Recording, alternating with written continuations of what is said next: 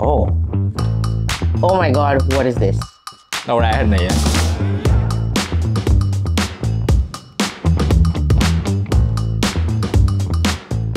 I'm David, a business manager at Vietcetera. I'm Manisha Philip. I'm in Vietnam now for the last 9 years and I do marketing. Chào mọi người, mình tên là Đăng Khôi. Thì mình đã về Việt Nam từ Mỹ được 4 năm rưỡi rồi. Hiện tại mình đang là creative ở Vietcetera. This is a photo of me when I was in high school, just graduated from high school in Denmark.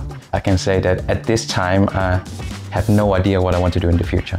Đâu đó đầu năm 2019 thì là lúc đó là mình đang học cuối năm nhất đại học ngành phim ở Mỹ. Thì lúc này mình nặng đâu đó khoảng 100 kg. This was 14 years ago. I lived in Dubai for 13 years before I moved to Vietnam. It was part of journey growing up and growing into adulthood. So I can say that this guy that you see here was quite unaware of a lot of things.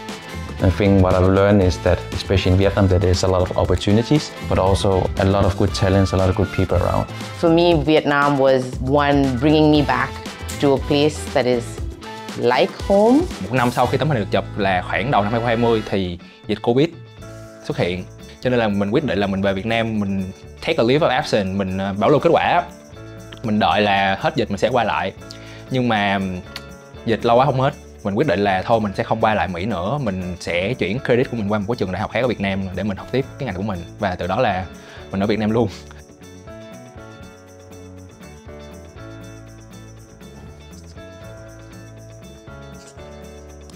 Cái điều đầu tiên mà mình còn lo lắng lúc đó là nếu mà mình về Việt Nam thì cái giấc mơ của mình sẽ như thế nào?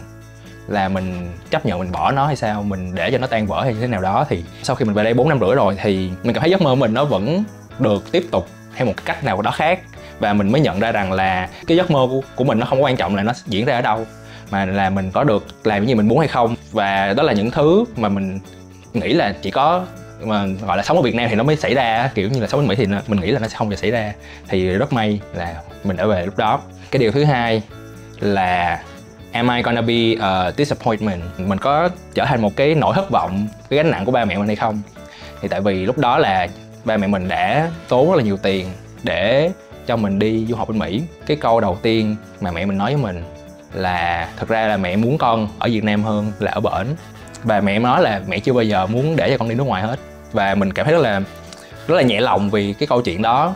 Cái concern thứ ba lúc đó trước khi mình về Việt Nam là can I come back to America again? Cũng như mình kể, tại vì lúc đó mình vẫn chấp niệm là mình sẽ quay lại Mỹ. Nên là cái điều đó là một cái điều mình khá lo lắng. Mình đi Mỹ rồi mình mới cảm thấy là cái sự Việt Nam trong mình và cái sự gắn kết với nước Việt Nam trong mình nó rất là lớn. Nó lớn kinh khủng. Can I come back thì mình nghĩ là yeah, sẽ quay trở lại, nhưng mà sẽ giới dạng là một khách du lịch từ Việt Nam. Và cái thứ tư mình concern lúc đó là nếu mình về rồi thì chuyện gì sẽ xảy ra tiếp theo. Mình làm trong một cái production house. Lúc đó mình làm và mình làm chung với bạn mình thì mình mới cảm thấy là nếu bây giờ mình qua Mỹ trở lại thì mình sẽ không làm được tất cả những thứ này liền ngay lúc đó. Và lúc đó mình đang cảm thấy rất là thích thú với công việc đó. Cho nên sau đó mình quyết định là ok thôi, không đi Mỹ nữa. Mình chuyển về RMIT học tiếp, và trong lúc học mình vẫn tiếp tục đi làm. Thì sau đó thì mọi thứ nó đều diễn ra rất là thuận lợi. Mình được một cái học bổng khác ở RMIT. Và mình vừa mới tốt nghiệp cách đây gọi là 1 tháng, khá hài lòng về cái sự what's next đó. The first thing is work culture. I think one of the biggest concern when you move abroad, Vietnam or any other place, is the work culture. So how was that compared to Denmark? A lot of thinking behind. How are the people here? How do you approach them? How do you communicate? So I think that was the biggest concern when I came to Vietnam, when I decided to make the move to Vietnam. The second thing is long term.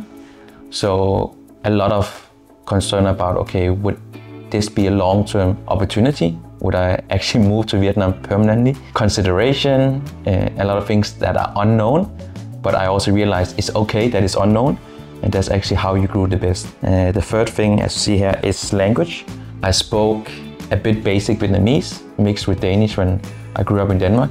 Hồi xưa mình hơi lo lắng là mình không biết nói tiếng Việt ở trong công việc, không biết giao tiếp với khách hàng, với mấy bạn ở công ty. Hiện tại là tiếng Việt của mình cũng ok. Ở nhà mình cũng cố nói tiếng Việt nhiều. Ở công ty cũng cố nói tiếng Việt với mấy bạn ở công ty. là hy vọng khán giả cũng thấy mình nói tiếng Việt ok. The first is the language. I'm obviously not Vietnamese. I speak some Indian languages and English is predominantly a language I speak. So I was concerned that that would be a problem. In the 9 years that I've been here, I've tried to learn Vietnamese. It's a very tough language to pick up. Tiếng Việt, không biết. See, this is one way. You start saying tiếng Việt, không biết, and then people are nice enough and very warm and friendly, right? Everyone here has helped me overcome this language barrier because very accommodating culture, which is the second part of my concern, community, making sure I get along with people or I'm able to form connections, and I have had absolutely no problem. I think Vietnam people, I do have a fair amount of friends that are Vietnamese. It's never been a kind of problem to connect with people and to build a network of friends and work relationships. So I think the sense of community has been achieved. I feel like this is home, away from home. So that has worked out quite well for me. And the third was a quality of life. Work, yes, there is a sense of community, but I also feel balancing the satisfaction of what I do in my job, contributing to the country, contributing to the well-being of people I work with in a mentorship capacity, and whatever knowledge I have, if I'm able to share that with people I work with my friends, bringing culture into it, I think I've found a pretty decent balance of work and life. So I think my quality of life is pretty good, all in all. 3 concerns, not concerns anymore. So my sentence is just show up, nothing can go wrong. What I mean with that is that you should take the opportunities that you have by showing up, by actually being there. One thing is you will learn. You also have the opportunity from, say, our Overseas Vietnamese Summit to actually learn, to be around a lot of our overseas Vietnamese audience, our partners as well. So I believe you should just show up, because I did the same and nothing has gone wrong for me. Just show up, be brave, take the leap, or you'll never know how good things could be.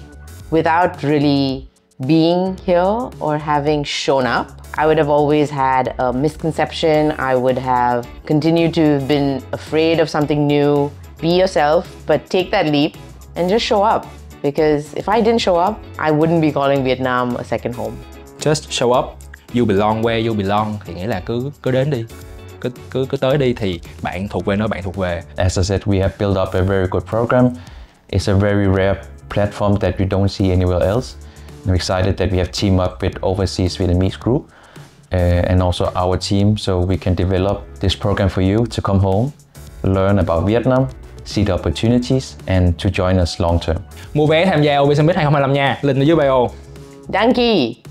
Voi ticket. Do it now. Now. Remember to have a look at our landing page, our social media platforms. Hope to see you soon in Vietnam joining our program. It's the best start of 25 to kick off with our Overseas Vietnamese Summit. So see you soon.